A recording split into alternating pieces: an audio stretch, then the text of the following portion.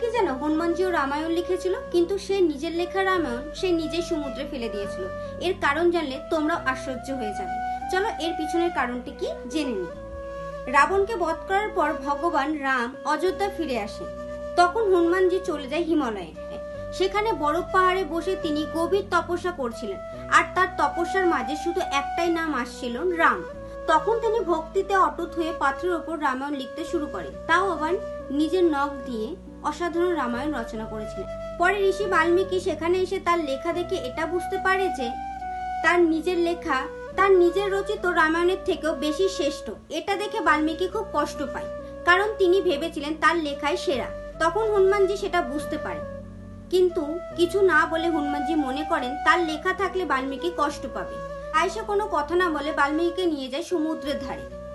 তখন তার নিজের হাতের লেখা রামায়ণ বাল্মীকির সামনে সমুদ্রে ফেলে দেয়। তো এই ঘটনা থেকে আমরা বুঝতে পারি যে সেখানে সবাই নিজের নাম বড় করতে চায়, সেখানে হনুমানজির নামটাই মুছে ফেলেছিল। এটাই তো ভক্তি, নিজের সেরাটাকেও ত্যাগ করতে পারা। তো এই ঘটনাটা আগে জানতে অবশ্যই কমেন্টে জানাবে।